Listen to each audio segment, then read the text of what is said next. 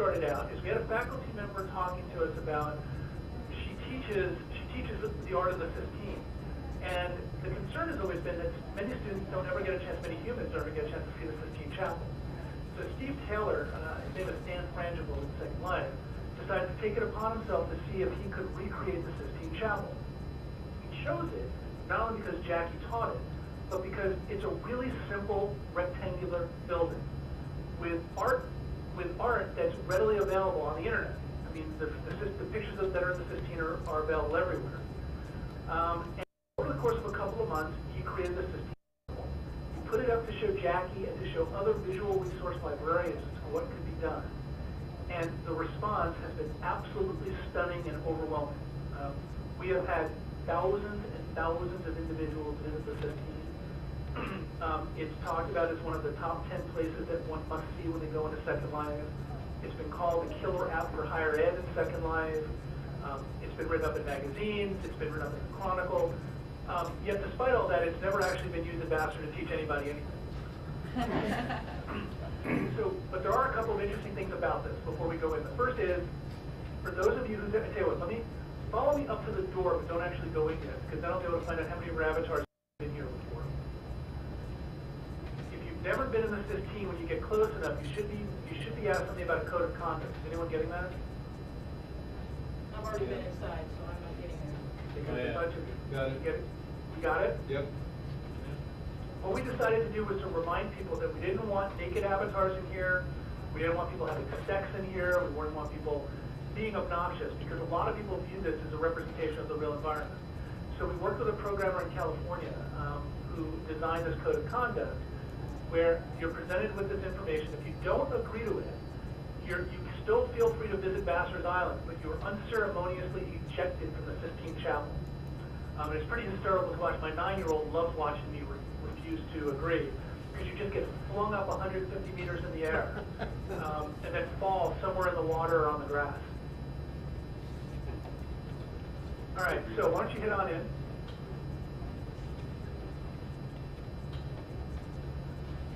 And this is the Sistine Chapel done completely to scale. The art in here, interesting story. We've asked all the time, do we have copyright permission to use the art? The answer is actually kind of complicated. There was a circuit court ruling in New York that said basically that so all this art was grabbed off the internet, but basically the ruling said copyright protection cannot apply to photographs of images if the reason to photograph the image is solely to preserve and to continue copyright protection. So in New York State, legally, we did not need to ask permission to use these images. We did and have permission for the 200+ images that make up the Sistine. The images are very low res. Kid, if you alt zoom in on one of the images, you'll see there is no way that this would ever replace somebody actually teaching the Sistine using slides or projecting. That was by design. This was meant to show spatial relationships. It was not meant to replicate the Sistine Chapel in all of its infinite glory. Right? The other thing is, if you hover your mouse over any particular piece of art, will come a little box that will tell you who the artist was who created that and what it's called. How do you look up? Yeah, if you want to look up, there's 2 ways to look up. One is to just press the M on your keyboard. It'll put you in mouse look mode. And then as you move your mouse around, you're actually looking out of the eyes of your avatar.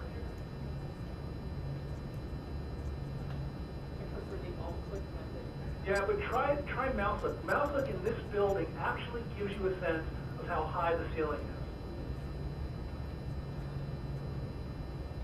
I also prefer alt clicking. And then escape takes you back out of mouse look. Now, if you can look at the bottom, at the sides, you see curtains around the sides of the Sistine. Get looking there. All right, almost. Okay. All right. One of the things that you learned about the Sistine Chapel was Raphael was commissioned to design some tapestries to hang in the Sistine, but they are almost never on display because they're too delicate. Steve found copies of those images, and so if I click on the white sign in the front of the chapel,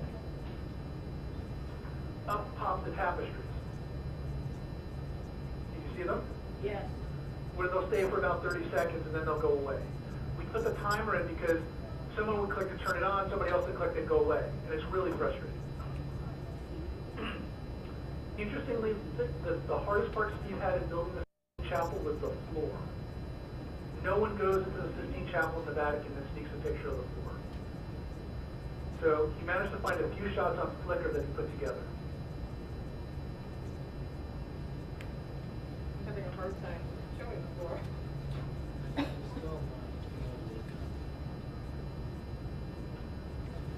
So as Steve said, if anybody finds any really good shots of the floor of the 15, we're interested. We've had a lot of press on this, positive and negative. Most of it's positive. One of the largest negative complaints actually came from a faculty member on our own campus in the art history department. In the same department as the person who wanted us to do the Sistine Chapel. Where she thought, Jackie thought, that it was going to be a great opportunity to teach. Nick Adams, this other faculty member, thought that this is a horrible abomination because it's cartoonish and it's not how it's meant to be seen. What we've taken that to say is just like any other technology, people will find the value or not in various things. We're not forcing this down anybody's throat. But it's here as a place where people can come and look. And we, again, have had thousands of visitors. We've had classes come here from around the globe. I've come in here, see people chatting in different languages. We've had a number of the Lindens, the people that run Second Life, come here. Matter of fact, their vice president for technology is giving a conference presentation at a training conference in Arizona next week. Huge worldwide conference, and the Sistine is the first thing he's going to show as a reason for looking at virtual worlds to enhance teaching. I mean, it simply isn't possible for most people in the country to go see this in real life. We have a lot of these images I've never seen. You see the image of creating atom all the time. Right. But you don't see all these other images.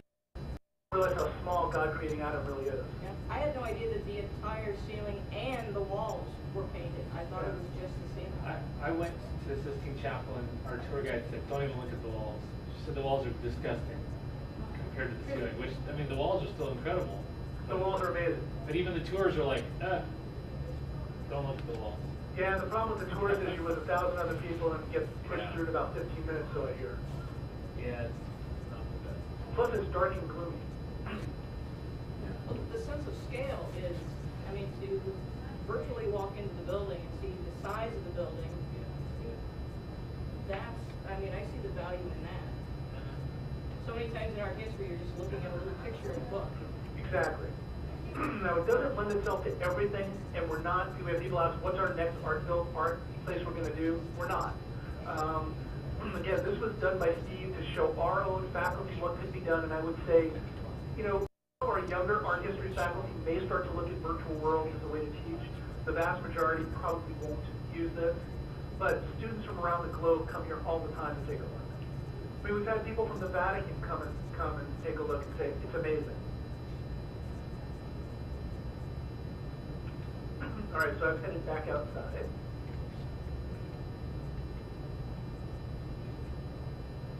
I have to say I've been twice, and this looks almost exactly like it. You did a really good job. Yeah, Steve did an amazing job.